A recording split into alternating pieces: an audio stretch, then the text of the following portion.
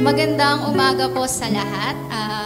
Samahan niyo po ako at pakinggan ang sinasabi sa Aklat ng Mga Awit, chapter 108, verse 1 to 5. Nahahanda ako ngayon, O Diyos, ako ay handa na magpuri at umawit ng awiting masisigla. Gumising ka, kaluluwa, gumising ka at magsaya. O magsigising na nga kayo, mga lira at alpa. Tumugtog na at hintayin ng liwayway ng umaga. Sa gitna ng mga bansa, kita'y pasasalamatan. Yahweh, ika'y pupurihin sa gitna ng mga hirang.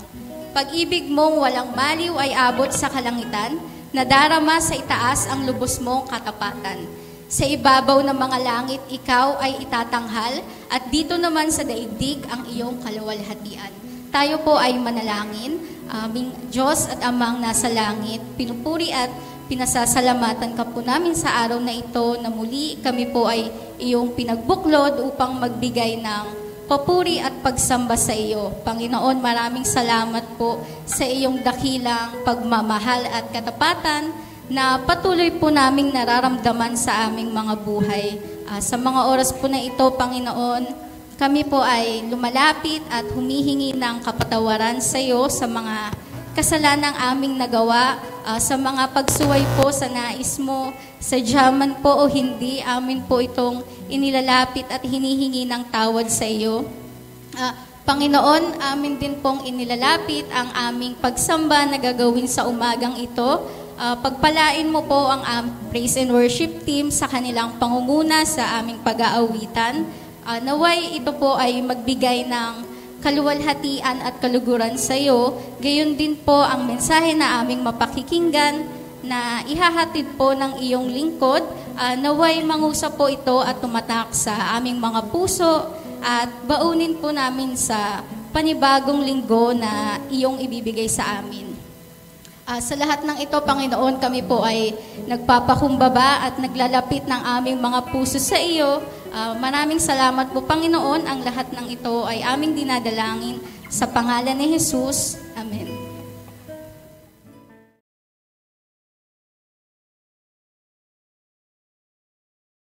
Tuloy po natin siyang papurihan. Kahit dumadaan tayo sa pagsubok, patuloy natin papupurihan ang ating Panginoon. Amen? Parang walang nasagot. Amen po ba?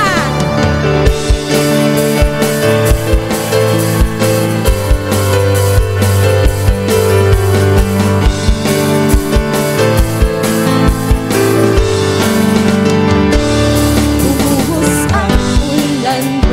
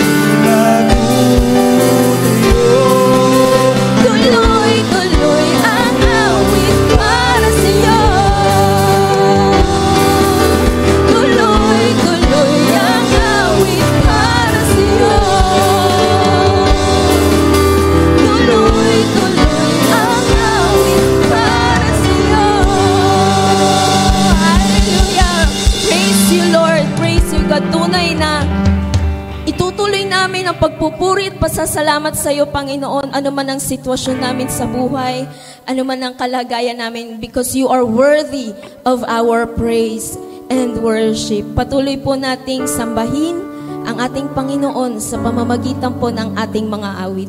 Ibuka po natin ang ating mga bibig at sambitin natin ang pagsamba natin sa Kanya.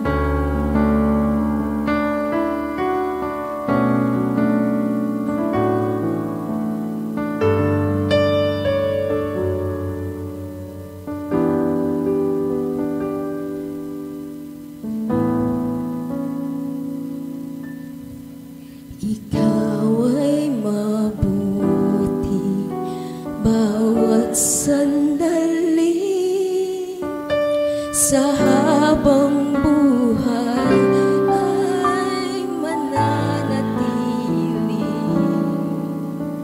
hindi mapapawi o may kukubli, maging sa dilim ng gabi.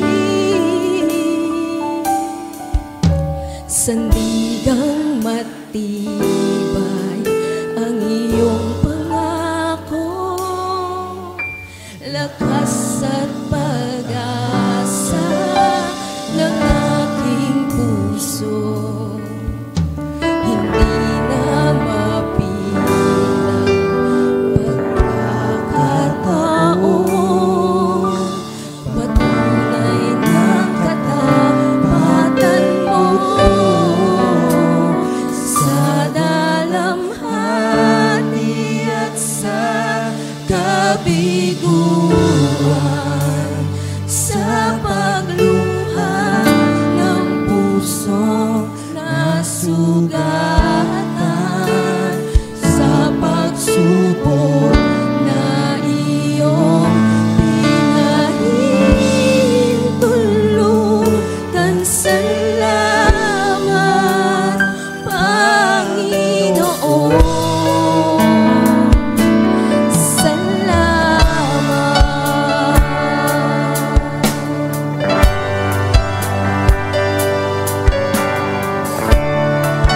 Minsan pa po, sampitin natin, haway mabuti. Ikaw ay mabuti bawat sandali, sa habang buhay ay mananatili,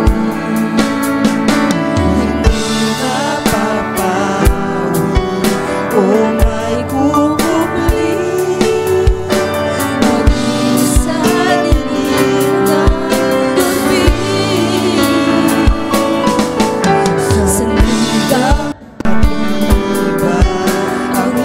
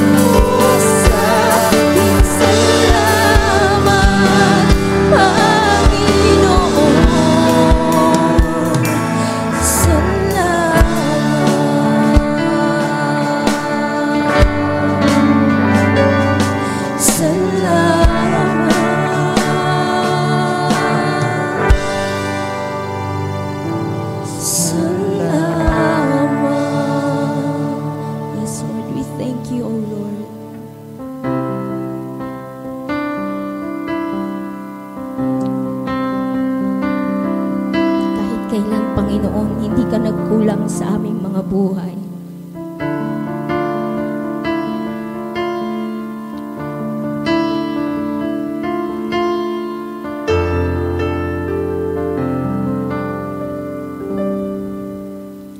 Ikaw lang ang pag-asa ko, tanging ikaw ang buhay ko, Jesus. Kahit ako'y nangangamba, basta't ikaw ay kasama, panatag na.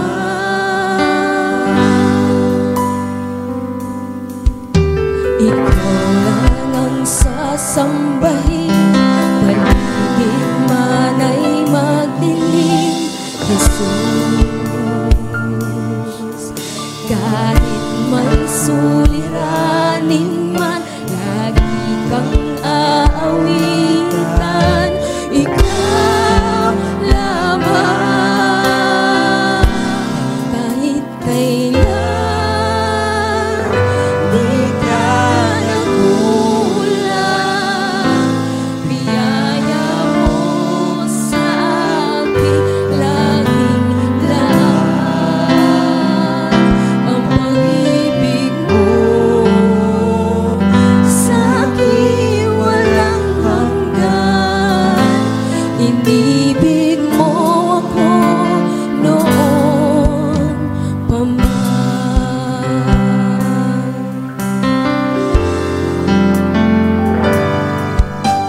Ikaw lang ang sasambahin, paligid man ay magdilim, Jesus. Kahit may suliranin man, lagi kang aawitan, ikaw lamang. Kahit kailan, di ka nagkulang, biyaya mo sa akin laging lahat. Ang pag-ibig mo sa akin walang hanggan. Inibig mo ako noon pa man. Panginoon, dakila at tapat sa dalangin ko. Ako'y inibig mo kahit ako ay ganito. Walang katapusan pagmamahal mo. Walang pinipili ang puso mo. Panginoon, dakila at tapat sa dalangin ko. Ako'y inibig mo kahit ako ay ganito. Walang katapusan pagmamahal mo. Walang pinipili ang puso mo. Kahit kailan, di ka nagkulang, biyaya mo sa akin laging lahat. Ang pag-ibig mo sa akin walang hanggan. Inibig mo ko noon pa man. Inibig mo noon pa man. Inibig mo noon pa man.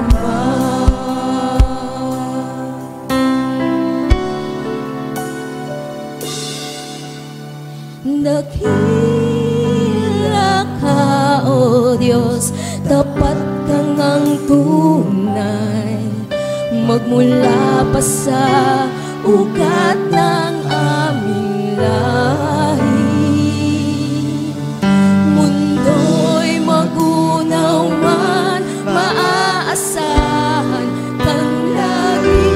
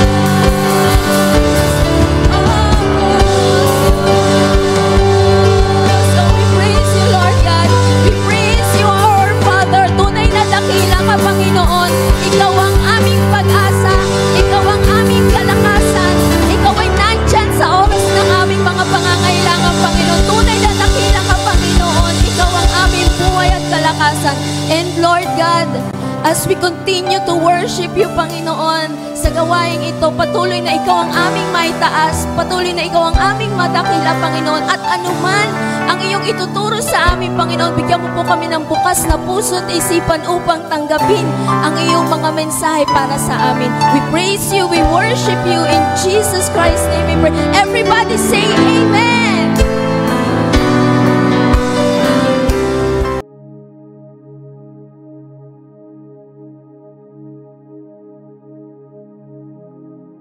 Yes, Lord. We are here to give you thanks, Panginoon. In everything that happens to us, mabuti man o masama, Panginoon, you are there. And you are faithful to us. Salamat ng maraming, Panginoon, for bringing us sa iyong bahay sa umagang ito. Thank you, Lord, for giving us another Sunday, isang mabiyayang umaga, isang masiglang umaga. Salamat, Lord, sa buhay, sa kalakasan na meron kami. We thank you, Lord God, for the past week na binigay mo sa amin, sa mga pressures in life, sa mga pagsagot mo sa aming kahilingan, sa sakit, karamdaman, sa pagpapagaling, sa pag-aayos, Panginoon, sa mga relasyon. Maging Panginoon, salamat din marami sa pagdaragdag mo ng taon sa aming mga buhay. Salamat sa pagsama mo sa mga mag-asawa. Salamat, Panginoon, sa pagsama mo sa aming pong mga paglakad. Salamat, Panginoon, sa pagtugon mo sa aming dalangin. Salamat, Panginoon, kahit sa paghihintay po namin sa aming mga dinalangin. Salamat, Panginoon, sa bawat araw na iyong katapatan sa amin. Muli, O Diyos, kami ay narito ngayong umaga. Kagaya ng aming inawit, Panginoon, we want to tell the world how great you are, how faithful you are sa aming mga buhay. At tulungan mo, O Diyos, ang bawat sa amin na sa umagang ito, Panginoon, we will always see things, Panginoon, bilang pasasalamat sa inyo. Kaya naman po, Panginoon, nandito kami ngayong umaga at dito ang aming mga kapatid, Panginoon. Tanda na ito, Panginoon, ay binabalik namin sa inyo. Lahat ng pasasalamat, Lord. Salamat. At aming hiling, Panginoon, sa umagang ito, nanawa ang iyong biyaya, ang iyong pagkilos, ang iyong pagsama sa aming, Panginoon, ang siyang maranasan ng bawat sa amin. Maging sa mga nakaupo, Panginoon. Alam po namin, bawat sa amin, Panginoon, in one way or another, meron po kaming ipagpapasalamat sa inyo. Kaya naman po, Lord, gusto namin simulan ang worship, Panginoon. Gusto namin, bago kami makinig, Panginoon, sa inyo, gusto namin munang sabihin sa inyo, Panginoon, salamat sa iyong biyaya sa amin. At muli, Panginoon, hayaan mo na sa umagang ito, maging sa mga kapatid, Panginoon, na narito sa unahan, maranasan nila, Panginoon, ang iyong pagsama, ang iyong katapatan, Panginoon, kagaya na amin nawit sa umagang ito. Mga kapatid, nawa pagpalain kayo at ingatan ni Yahweh, kanya kayong kahabagan at subaybayan ng Panginoon.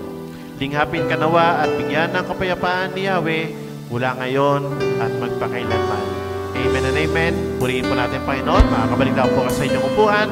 Muli, isang pasalamat sa ating Panginoon.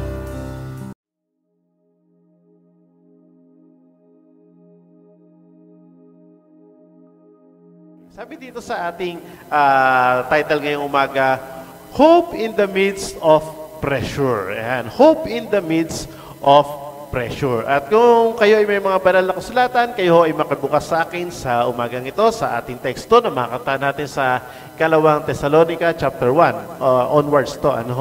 Okay, so ito po nasa ating screen. Basahin nga ho natin na sabay-sabay 1, 2, and 3. Mga kapatid, tama lamang na kami laging magpasalamat sa Diyos dahil sa inyo, sapagkat patuloy na tumatatag ang inyong pananampalataya kay Kristo at lalo nagiging maalab ang inyong pagmamahalan sa isa't isa. Verse 4, ipinagmamalaki namin kayo sa lahat ng kaanib ng Iglesia ng Diyos dahil sa inyong pagtitiis at pananampalataya sa gitna ng mga pag-uusig at makahirapang dinaranas ninyo. Okay, verse 5.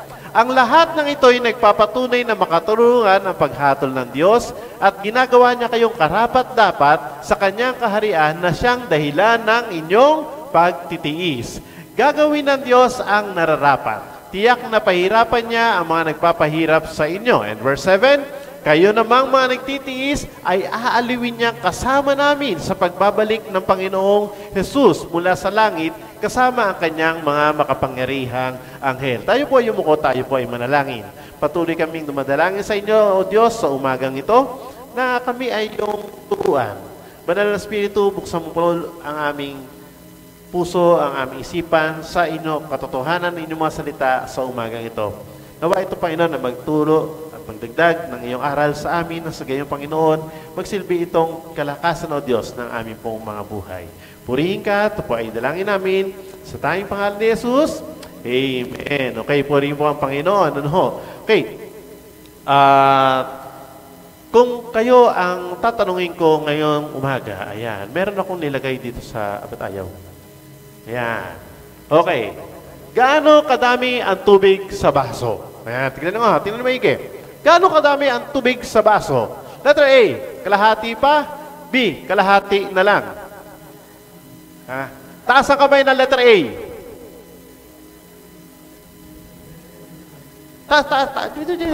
Daliri ang taas. Sabi ko, kamay. Huwag kayo maya. Wala namang maling sagot. Taas ang kamay. Kalahati pa. Letter A. Okay, baba. Oh. Yung sabing kalahati na lang. Taas ang kamay. Ang daya nyo, kalahati din yung kamay ninyo. Pareho naman may word na kalahati yan eh. ano ba talaga? Okay. O sige, yung nagsasabi, baka yung iba kasi tinitingnan ko kung sino yung A, sino yung B.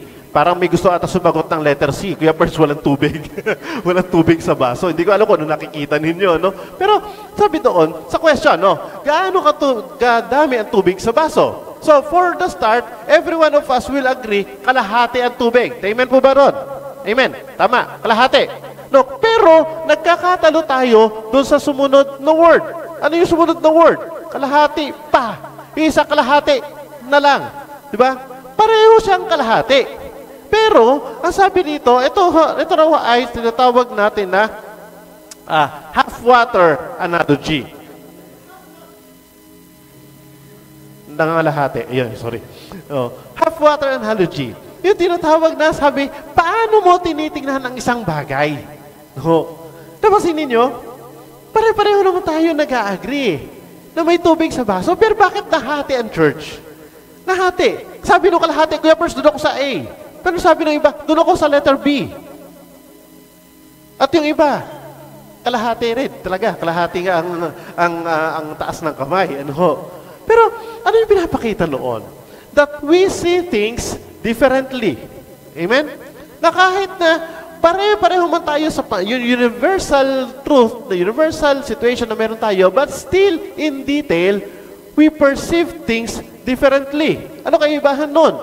Pag ang sagot mo kalahati pa, sabihin daw, you are hopeful ka. No, ubos na ba yung tubig? Hindi, kalahati pa. Yan, di ba? So, yung sabihin ng, hopeful yan. Pero pag sagot mo pala daw, kalahati na lang.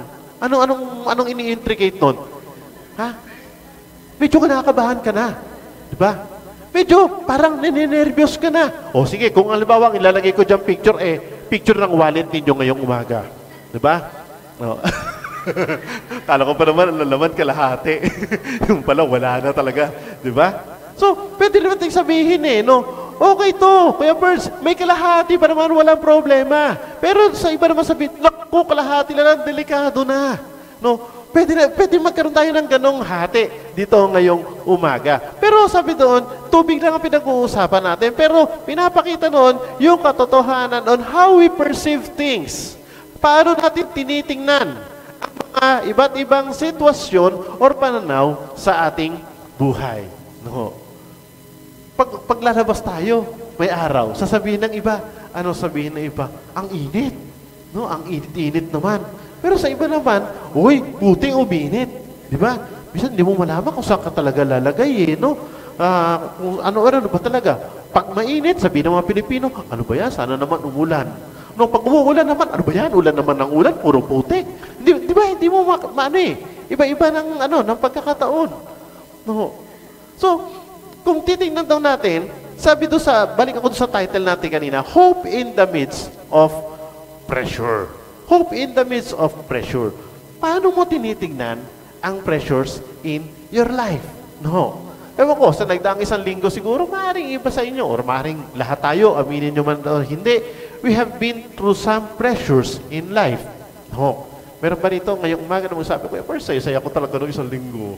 Kumpleto tulog ko, kumpleto kain ko, wala akong problema, saya talaga. Di ba? Napaka-imposible niya. No.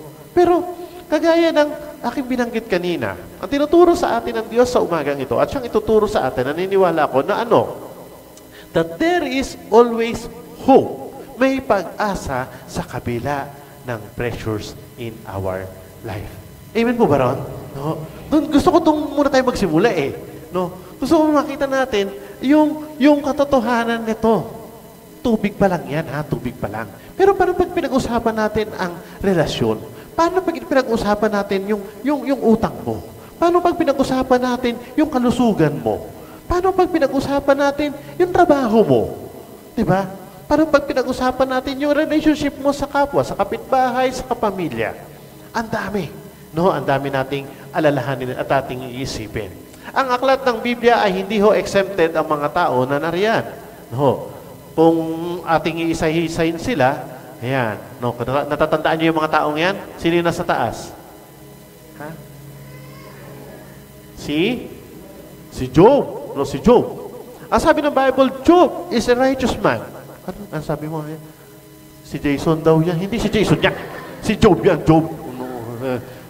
Talaga, di ba? Si Job. The Bible defines Job as he is a righteous man.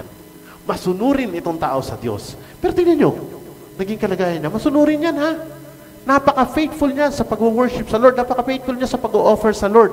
Pero tingnan nyo, ano ang naging sitwasyon niya? Magkaroon ka ng sabi ng Bible, nagnananang sugat mula bumbunan hanggang talampakan.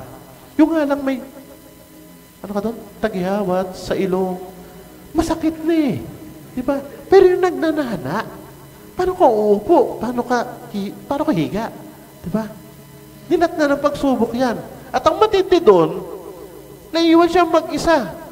Iniiwan siya ng mga kaibigan niya, kinondem siya, at pinakamatindi, binubungangaan pa siya nung kanyang asawa. O diba? Grabe, Grabe yung pressure nitong mabang ito. Siguro kung sa iba mahina-hina, naku! Susundin ko yung payo ng asawa ko, sumpain mo na ang Diyos nang mamatay ka na. Diba? Joseph, he is called the dreamer. Masunuring bata, malapit sa Diyos, kaya nga siya pinadaanan ng Diyos ng kanyang mga plano para sa bansang Israel someday. Pero, isang araw, inutusan ng tatay, masunurin sa tatay. O dali mo ito pagkain sa mga kapatid mo. Anong ginawa ng mga kapatid? O pinagtripan, inihulog sa balon. At hindi pa nakontento doon, ibinenta siya sa dumadaan. And he was a slave brought to Egypt. No. Si Paul yan. No. Apostol ni Kristo. No. Is the last apostle na doon nung kasama ng mga naunang alagad. Pero sa kabila ng kanyang pagsunod sa Diyos, sa kabila ng kanyang mga maraming isinulat sa Biblia. Pero tingnan niyo, mismong siya, nakaranas siya, na yung kanyang sinasakyan, nakatali yan bilanggo siya, tapos nawasak pa yung sinasakyan. Marahil kung iisipin natin, anong nahita nitong mga taong ito? Bakit sila, sa kabila ng kanilang faithfulness sa Diyos, they still have that situation in their life? Kaya nga, sabi ng aklat ng Kawikaan, chapter 13, verse 12, hope deferred makes the heart sick, but a dream fulfilled is a tree of life. Magkaiba ho yan. Napakasakit sa puso ng pag-asang naaantala. Totoo, hindi. Di ba kaya nga, may tinatawag tayong nabobroken heart Di ba? No? Mabigat sa puso yun. Kapag yung isang bagay na inaasahan mo, hindi mo makuha. Yung hope mo ay hindi mo makuha-kuha. Ngunit, sabi niya, parang punong kahoy ng buhay kapag natupad yung wish mo or yung desire. How we always wish na sana doon tayo sa pangalawa. No, laging natutupad yung ating kagustuhan. Ang ating pong binasang teksto kanina ay ikalawang sulat ni Pablo sa mga taga-Thessalonica. Kaya na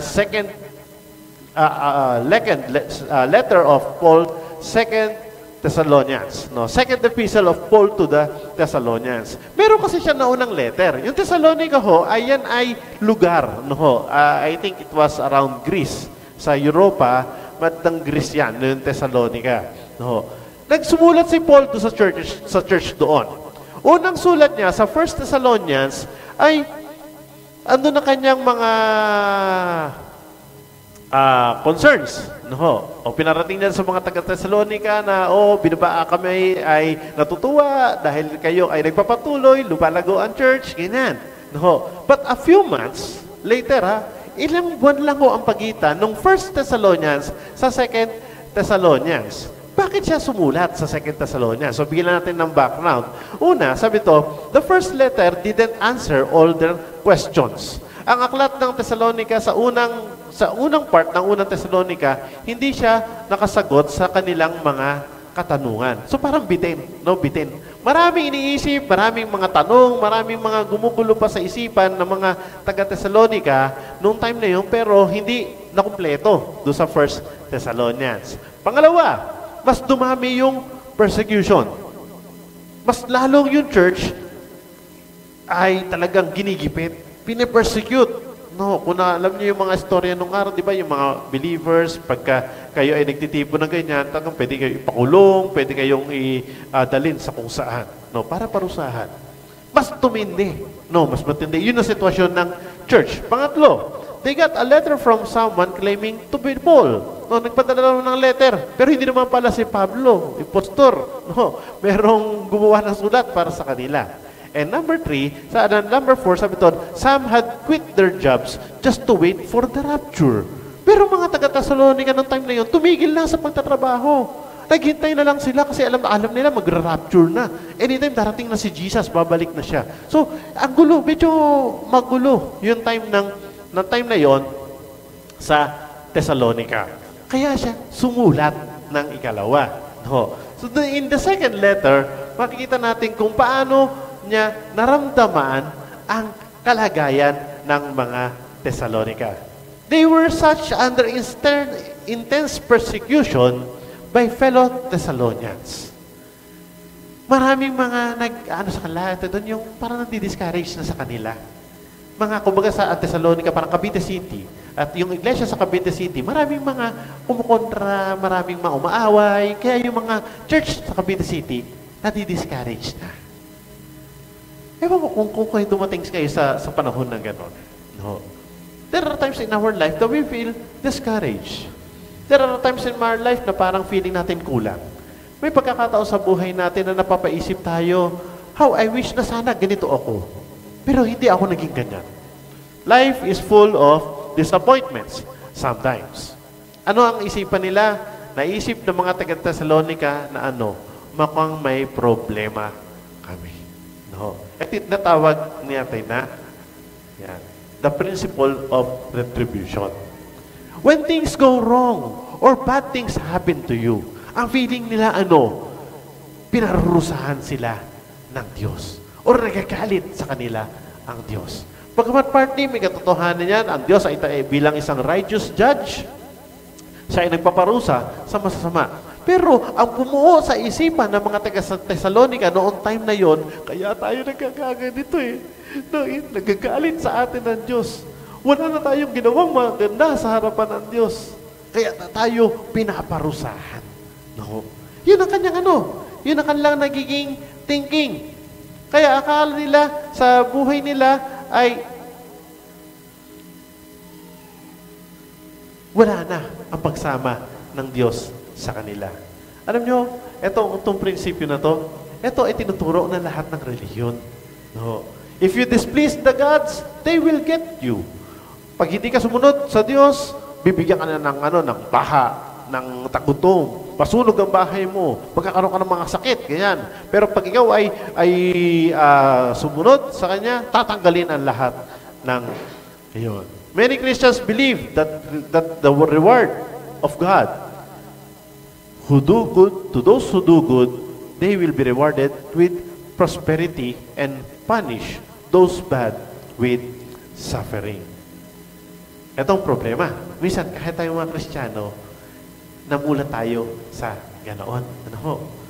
Dito sa prinsipyo na to, na para bang ang sama-sama ng Diyos. No? Na para bang pag ikaw ay naging Kristiyano, dapat, ito yung lagi kong sinasabi. At kapag ako ay nag-sermon, lagi kong binabanggit ito. Na huwag natin isipin na kapag tayo ay dumaranas ng mga sitwasyon or problema sa buhay, na ang Diyos ay nagkakalit. No? Ang Diyos ay merong ayaw sa atin. Suffering is a sign that God is displeased with you. Prosperity is a sign that God is pleased with you. Yan ang iniisip ng iba. Kaya meron mga nauuso, you name it and claim it. I-claim mo. Nakita ko sa Facebook I-claim mo bukas. Ano nakikita kayo ng gano'n? I-claim mo bukas. May mangungutang sa'yo. Yan, di ba? I-claim mo yan. Claim it, ba? Parang gano'n lagi yung yung thinking natin. Pag kulang ang faith mo, yan, sakitin ka. Kaya kakaganyan. Kasi ikaw ay mahirap. Kaya hindi ka successful sa buhay. Bakit? Kasi galit ang Diyos sa iyo. And when things go wrong, God must be displeased in me. Ang katotohanan, mga kapatid, ito You can be pleasing God and everything seems to be going wrong. Na yung tipong ginagawa mo ang lahat. But yet, there are times na mukhang para kang pinababayaan ng Diyos. No? Sabi ni David sa aklat ng Psalms, ngunit kung iisipin ko, actually kung babasahin niyo earlier verses, ito pag bulay-bulay nyo, ito parang na-share ko na ito dati. The earlier verses, puro reklamo si King David sa Diyos. Ang dami niyang hinaing, ang dami niyang problema, ang dami niyang nakikita mga problema sa paligid niya. Pero sabi niya, nung iniisip ko, na totorete na siya kakaisip. Ngunit nang aking isipin ko paano ito nawain, sa akin ay parang napakahirap na gawain. Ang hirap, sabi niya. O nga no, sa lahat pala ang dami kong natatorture na siya sa mga iniisipin niya sa buhay. And verse 17, he was able to conclude. Ano sabi niya? Hanggang ako'y pumasok sa santuario ng Diyos, saka ko naunawaan ang kanilang katapusan. Until I entered the sanctuary of God, then I understood the final destiny. We cannot understand yung destiny. We cannot understand kung ano yung sitwasyon or kung ano yung purpose for everything until, sabi rito, until we enter the sanctuary of God. Kaya minsan kahit Kristiyano, hindi maintindihan Hindi niya may paluwanag sa buhay. Pero ngayong umaga, naniniwala ako, ang Diyos sa pamamagitan ni Apostol Pablo ay tinuturuan tayo, what can we learn and what can we get in the midst of pressures in our life. Okay. Natin. Una, when Paul started the letter sa aklat ng 2 Thessalonians, unang-unang binanggit sa chapter 1 ay tinatawag natin na grace. Sabihin nyo lahat, grace. Ay, grace. Peace, no? Peace. Diba? Unang letter to. Ang bungad ni Pablo sa mga taga-Thessalonica ay grace and peace. Pressured sila nun, ha? Problemado sila. Yung mga binanggit ko kanina, mga problema nila. Litong-lito na ang mga taga-Thessalonica. But Paul started with grace and peace. What is grace? Sabi to, grace, to let them know that God is a gracious God who will give them the faith to grow in their persecution and be victorious. Grace or biyaya, habag, awa. No, yun yung grace. Pangalawa, peace. To let them know that God will see them through and it's not because they are bad. Yung sabihin, kahit na meron kayong mabigat na sitwasyon, still you find internal peace. Yung hindi ka, nalilito ka, pero maya-maya meron kang kapayapaan. No. Tingnan natin yung verse ng binasa ni Paul yan. Sa verse 1. Sabi niya, mula kina, sino raw? Mula kina, Pablo, Silas, at Timoteo. Wow! Doon pa lang No, sabi ko, ano kahalagahan ng greeting? Di ba? Pag sumusulat ng letter, sanay tayo. Dear Perdy. Yan, di ba? To Perds. Ganyan. Pero tingnan nyo, ha? Anong bungad ni Paul sa mga taga-Thessalonica? Mula kay Pablo, Silas, at Timoteo. The three main leaders nung time na yon ng church. No. para sa iglesia sa Thessalonica. Wow! Ang galing ano? Hindi na sinabing mula sa akin na si Pablo. No, mula sa aming lahat. No, para sa inyo, sa mga taga-Thessalonica, at sa hinirang ng Diyos Ama at Panginoong Hesukristo.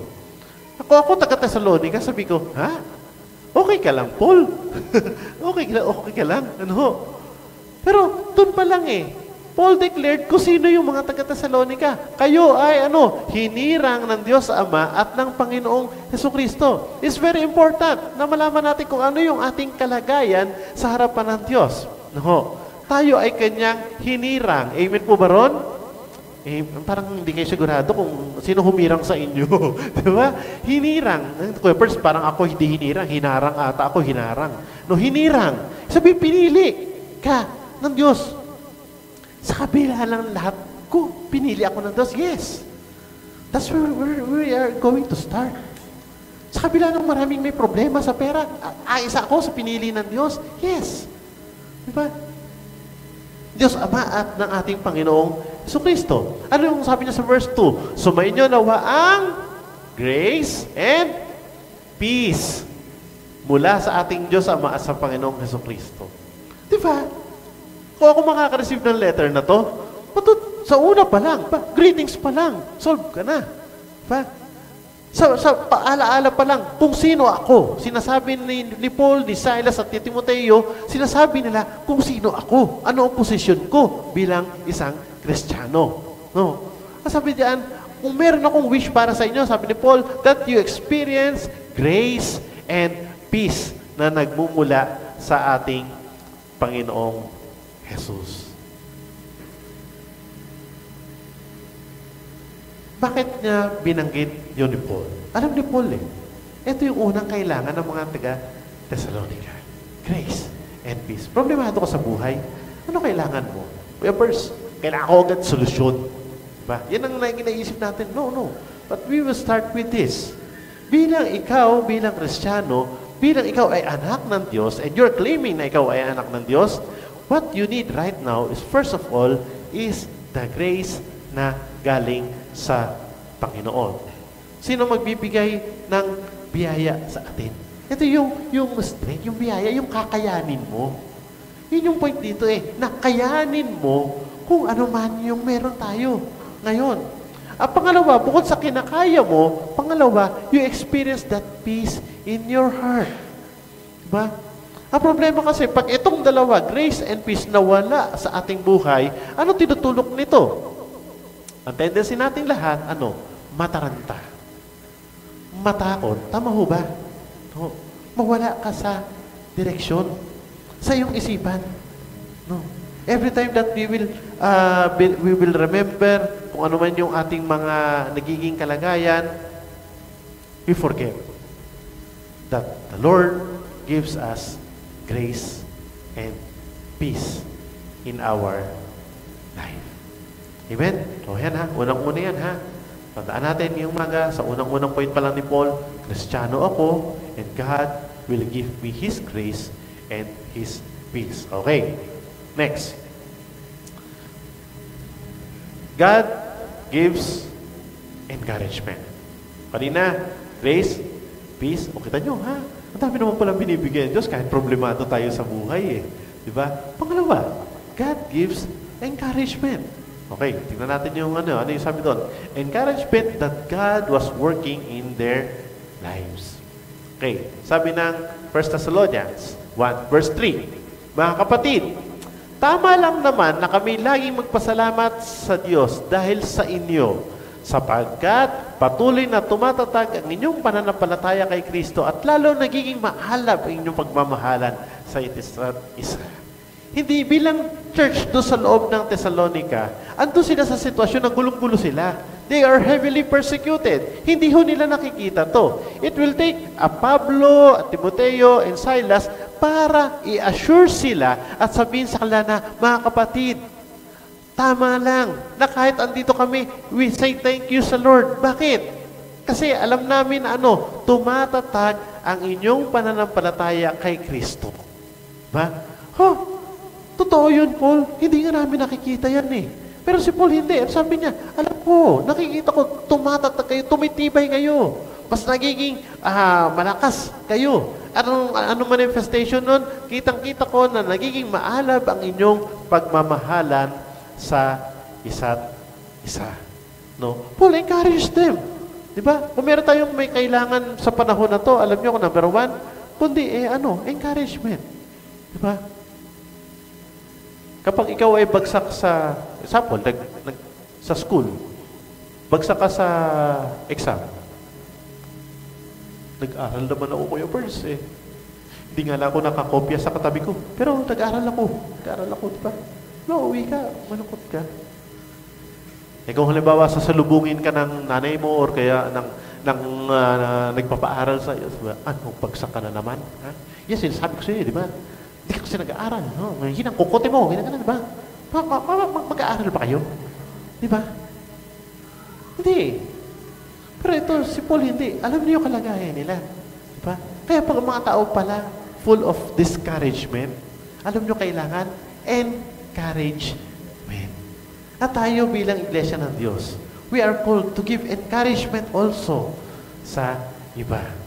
Tingnan niyo yung inyong mga katabi. Diba? Mukha bang discourage? Or mukhang na-encourage kayo sa kanila? Alam mo, kapatid, pag nakikita kita talagang na-encourage ako magpatuloy O kaya ganito, kapatid, pag ikaw nakikita ko tagal, lalong parang ayoko na maging Kristiyano Diba? Parang ayoko na magsimba pag nakikita ko to. Diba? Ano tayo? Doon sa dalawa. Sabi ni Paul, no. Kayo mga taga-Thessalonica, you are there. Kitang-kita ko yan. No? How I wish ko, siguro, papa-evaluate tayo doon sa tatlo, kay Paul, kay Silas, kay Timothy. Paul, Apostle Paul, evaluate po kaya in church sa Caridad. No? Ano kaya sasabihin nila, Apostle Pablo? Ganito rin. Pareho din kaya dito. Masasabi kaya nila, Paul, mga taga-Caridad, okay lang. Kitang-kita ko, tumatatag kayo sa inyong pananampalataya. Diba? Or kitang-kita tayo ni Paul na pag pumasok ka sa simbahan, linggo, lalabas ka, parang pasan mo na lahat ang Lunes hanggang Sabado. Diba? Sabi niya, at nagiging maalab ang inyong pagmamahalan sa isa't. Wow! Sabi ko, okay kahit pala ganun ang kanilang mga sitwasyon. Sabi doon, yung relationship nila sa isa't isa is growing exceedingly. That's the purpose of trials in our life. Mga kapatid, tandaan natin, if everything is perfect in our lives, then we wouldn't need to trust God for anything. Totoo, hindi. Diba? Kung okay ang lahat ng sitwasyon, wala tayong problema. Tingin nyo, magpe-pray pa kayo? Tingin nyo, aasa pa tayo sa Diyos? Hindi. Ito nga, isang malungkot na katotohanan Kailan tayo nagbabasa ng Bible? Kailan tayo nagpe-pray? Kailan tayo lumalapit sa Diyos? Kailan ka umaatin sa mga gawain? Diba? Most of the time, sa panahon na ikaw ay may problema. Diba? Kaya hinahayaan ng Diyos yan. No? Mag-i-encourage mo sa atin, I need to come back to God. Kailangan ko pala lalo mag-pray. Hindi na pala ako nakapag-pray na matagal ng panahon. Masyado ko naging busy sa marami kong mga kabalahan, trabaho. Nilalagay ng Diyos ang sitwasyon para para tayo ay bumalik sa Kanya. Faith is like a muscle. It has to be exercised to grow stronger. No? Parang daw yan? Bahagi ng katawan. Pag di mo in-exercise, hindi siya magiging kagamit-gamit. An easy life is a shallow faith. A life of trials and tribulations leads you to strong faith. Diba ano inawit natin? Ano yung lyrics natin? Sa dalamhati at sa kabiguan. Ano pa? Sa ano yun? Ano yung pusong nasugatan? Sa ano? Imagine sa dalamhati, sa kabiguan, sa pagluha ng pusong nasugatan. Ano pa? Sa pagsubok na iyong pinahintulutan. Nakakaiyak talaga. Diba?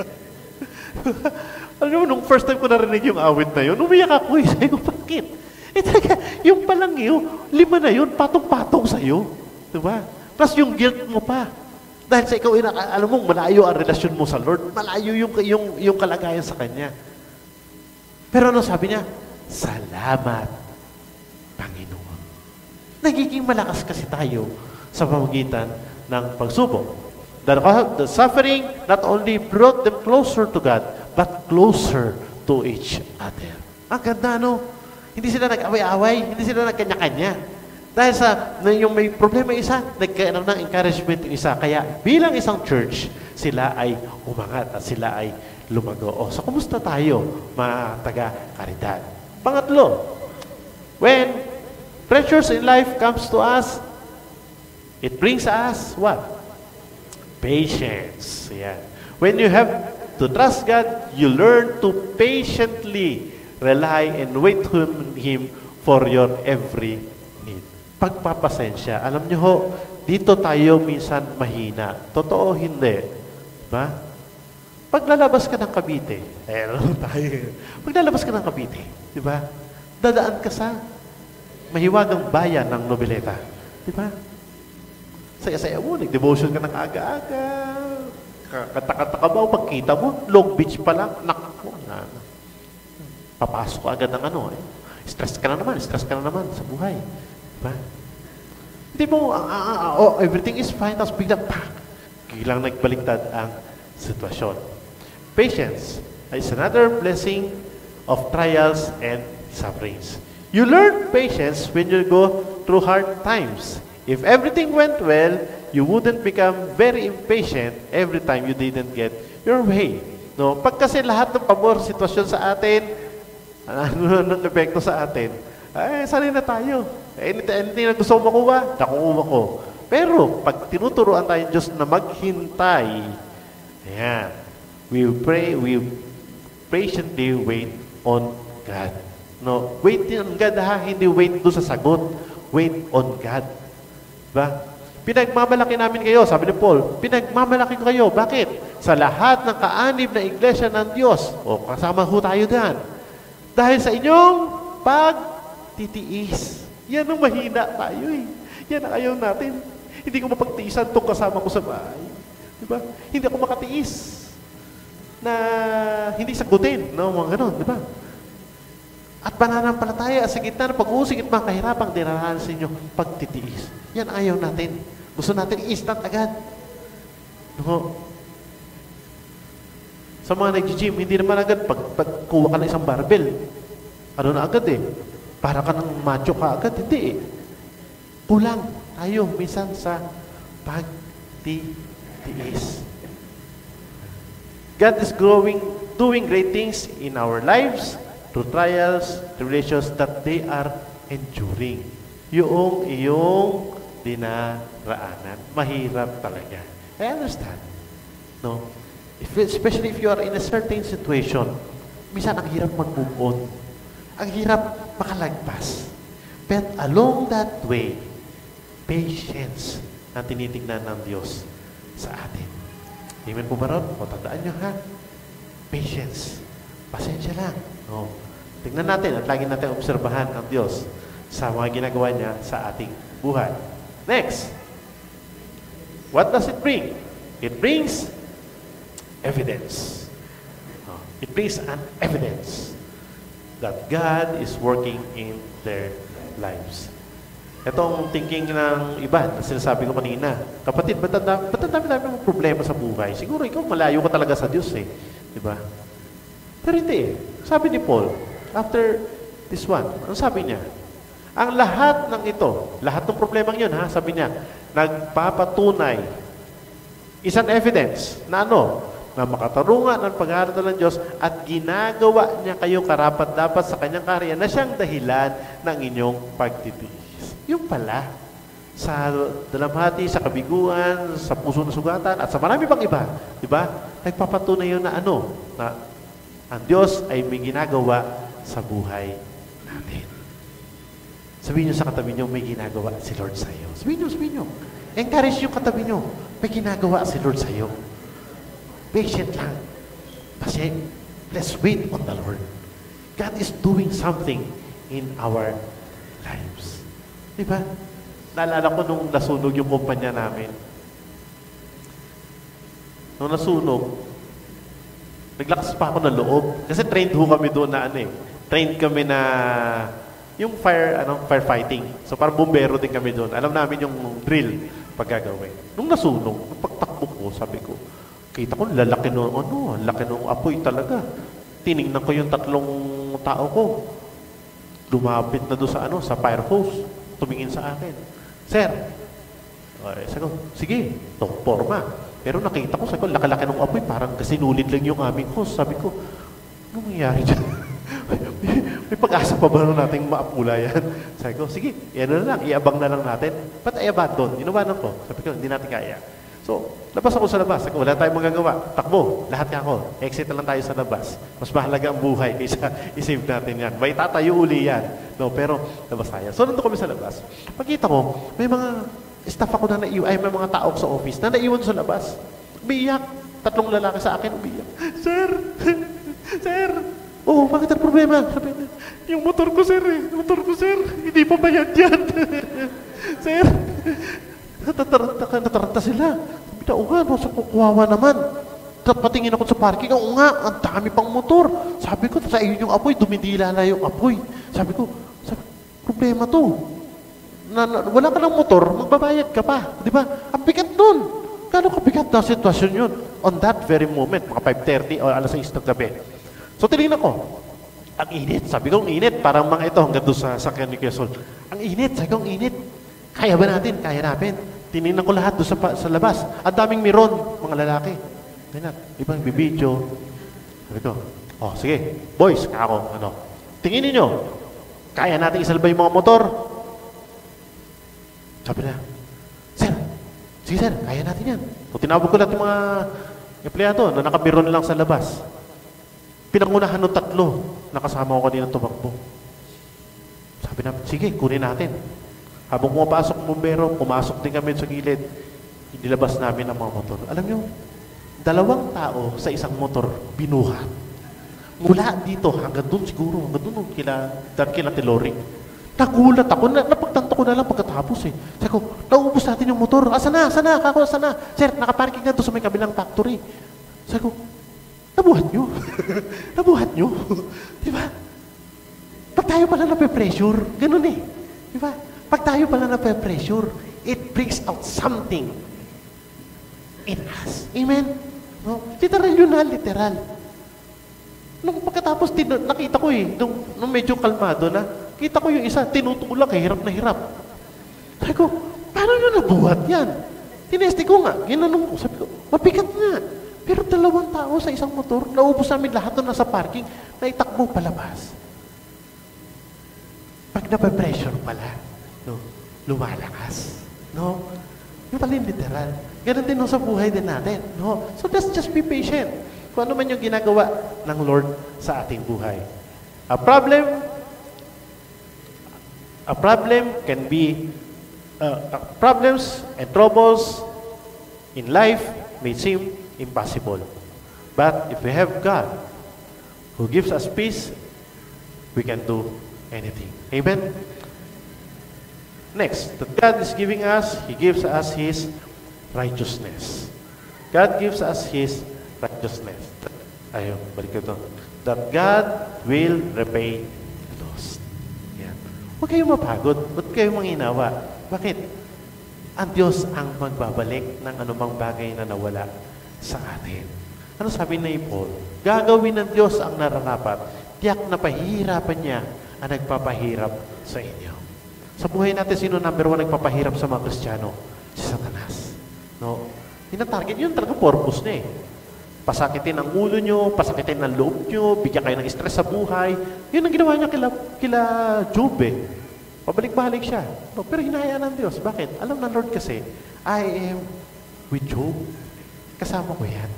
No? So, we have to learn na ang Diyos is a righteous judge. Hindi siya makakalimot. No? Pero gumawa ng hindi maganda sa'yo, okay, sabi ng Lord, ako maghihigante para sa'yo. We have to understand, okay, righteous si Lord, siya ang bahala sa akin. Hindi na tayo pababayaan. At sabi niya, hindi ko kayo iiwan. Take note of this promise, ha? Gagawin ng Diyos ang nararapat. Gagawin ng Diyos kung ano yung dapat na meron ka na hindi nangyari sa'yo because of certain situation. Oh, yun ang meron tayong Diyos. And lastly, we have our blessed hope. Pure paano yan? No? Eh, yung mga kakilala ko, hanggang sa namatay na. Dala pa rin yung sakit at karamdaman eh. Iba, hanggang sa tapos ng buhay sa mundong ito, nanatili sa ganun eh. But still, ganun pa man, we still have that, what we call blessed hope. That God will come to take us away from all our trials and sufferings. All our trials and sufferings. Maring hindi man sa panahon ito, sa mundong ito, but still, someday, yung blessed hope na tinatawag natin ay ito. Kayo naman nagtitiis, aaluin niya kasama namin sa pagbabalik ng Panginoong Hesus mula sa langit kasama kanyang mga makapangyarihan anghel. Di ba napakaganda? Minsan kasi pag-asa natin sa mundong ibabaw, doon lang sa ating nakikita. Tingin na iba pag natapos ang buhay sa mundong ito, okay na, graduate na ako sa problema. No, mas mabigat yun. Pero tingnan nyo ito ha, sabi dito, pag nag-taste tayo, ang sabi ng Lord, doon sa kabilang buhay, may kaaliwan. When Jesus returns to this earth, to this world, babalik siya na kasama ang kanyang mga anghel para tayo magkaroon ng kaaliwan. Yan yung blessed hope na tinatawag. No? Everlasting, hanggang sa kabilang buhay. So this morning, ang tanong sa atin, what brings you hope? Ano nagbibigay sa inyo ng pag-asa sa umagang ito? Yung pag-asang nakikita lang, paano kung hindi nyo agad nakikita ang solusyon sa mga pagkakataon ng buhay? It's hard to see, sabi niya. Minsan, ang hirap tingnan eh. How all our trials and troubles are a blessing in disguise. Maaaring kapatid, di mo na nakikita ngayon.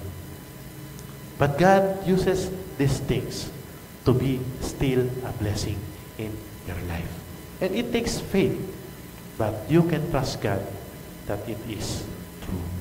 We can put our trust sa Diyos sa umagang ito na siya nagbibigay sa atin ng ultimate hope sa ating mga buhay. Sabi ni David, kanina, yung pinawento ko kanina, si David, puro ano siya eh. Puro reklamo siya sa buhay. Pero sabi niya sa awit 73:26, and this is where will I close. So sabi niya, basahin nga natin na sabay-sabay, 1, 2, and 3. Puso ko't kaluluwa, kung nangihina man, Diyos. Amen? Nangihina man ang puso natin. Napapagod man tayo sa buhay. But still, sabi ni David, ang Diyos, ang lakas ko, ang tanging kailangan. Wala tayo ibang kailangan sa umagang ito. Bago mo yung solusyon, ang kailangan natin, ang Diyos sa umagang ito. Ako naniniwala, ang Diyos ay narito sa ating ngayong umaga. Para tinitingnan na tayo, how are you going to respond to those situations in your life? What can we learn? Sabi nito, often in our lives, we find ourselves in situations but we don't know what to do. Yung parang, hindi ko nalo Kuya Pers eh. Ginawa ko naman ang lahat. Pray naman ako ng pray. Pero parang wala akong nakikitang sitwasyon. Wala akong nakikitang sagot. The circumstances of life have been out of control and the pressure is overwhelming. Punong-puno ka na. But the promise of God is that in that moment, He does what He needs to be done. Ginagawa ng Diyos yung parte niya. Huwag ka mag-alala. He will not leave us alone. He will not forget that we need Him. Ang Diyos ay hindi nakakalimot. Ang Diyos ay laging narito para sa atin. Alam niya ang ating kalagayan. And that security, sabi ito, brings us hope. That hope is a precious gift given to us because Jesus lives. What are your thoughts sa umagang ito? Kagaya rin ba tayo ng mga taga-Thessalonica?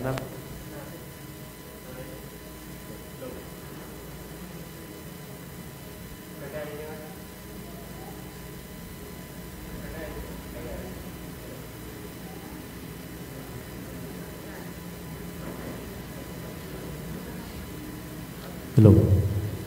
What are our thoughts this morning? Kagaya rin ba tayo ng mga taga-Thessalonica? No. We may feel all the pressures in our life this morning. But here we are this morning. We are being reminded by the Lord that everything is under His control. Amen po ba ron? Kung meron siguro tayong napakagandang pag-asa sa umagang ito is Kristiyano tayo. Meron tayong umaalalay sa atin. Tawa, kalakasan, biyaya, perseverance, grace ng Lord. Immediately our blessed hope will be experienced by each and every one of us. Tayo po lahat ay yun po at tayo po ay sama-samang lumapit sa Diyos sa panalangin. Lord, sa umagang ito, puno ang aming mga puso ng mga kaisipan that sometimes, Panginoon, we cannot explain. We feel all of those things na nagdudulot sa amin ng kalungkutan, ng disappointments in our life. Minsan, Lord, may mga sitwasyon ng buhay na-overwhelm kami. Pero salamat kasi dinadala mo kami sa lugar na ito upang paalalahanan ng Panginoon that whatever we have for the past situations, you are still there for us. Iahon mo kami, Panginoon. Bigyan mo kami ng kalakasan sa umagang ito. Your grace para makapag-continue kami, Panginoon, sa buhay nito. Sa mga kapatid, Panginoon, na nawawala ng pag-asa ngayong umaga, payabungin mo muli, Panginoon, yung pagtitiwala namin sa inyo. Paramdam mo sa amin, Lord, yung yakap ng iyong pagsama at pagkilos, O Diyos, sa aming mga buhay. Na hindi mo kami iiwan, hindi mo kami pababayaan. And whatever happens in our life, you are there for us. Tulungan mo makita namin ito, Panginoon, sa ganong sitwasyon na aming mga buhay. Iba-iba naman kami, Panginoon, ng kalagayan sa umagang ito. Marahil, nandun kami, Panginoon, sa pagkakataon that we can be an encouragement to other people. Let us be, Panginoon, an encouragement sa mga kasama namin dito sa church. And let us be an encouragement, Panginoon, kahit sa mga tao na nagkakaroon din, Panginoon, ng mga alalahanin sa buhay. We want to thank you, Lord, for giving us that hope, ang pag-asa na nagagaling po sa inyo. And we will continue, kagaya ni David, lalapit kami sa inyong paanan, lalapit kami sa inyong presensya, lalapit kami sa inyong santuario to always continue to worship and lift up your name. Maraming po salamat, O Diyos, sa umagang ito. Palakasin mo ang nanghihinang mga puso, palakasin mo ang mga nagdaramdam na kalooban sa umagang ito, Panginoon. At bigyan mo kami, Panginoon, ng biyaya to continue again this week sa aming mga buhay. Purihin ka. Ito po'y dalangin namin sa aming pangalan ni Jesus. Ang lahat may sabi ng Amen and Amen.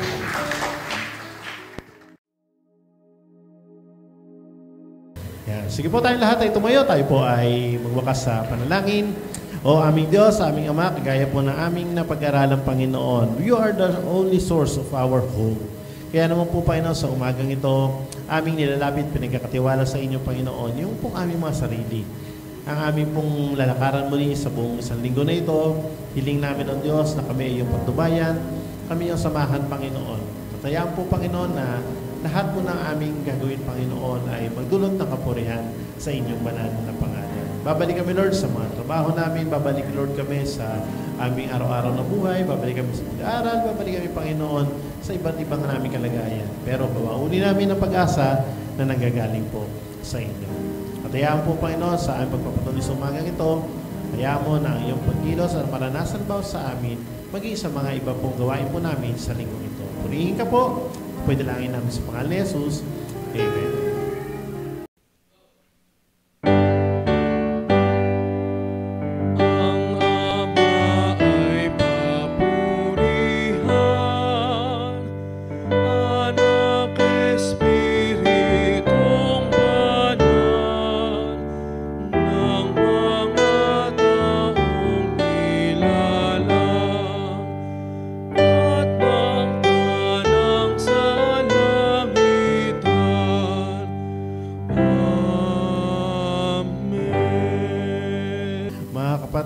Sa Kanya na makapag-iingat sa inyo upang hindi kayo magkasala at makapagharap sa inyo ng walang kapintasan at may malaking kagalakan sa Kanyang kaluwalhatian.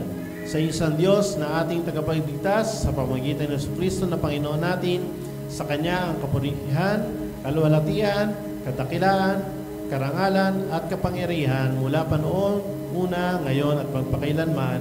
Amen.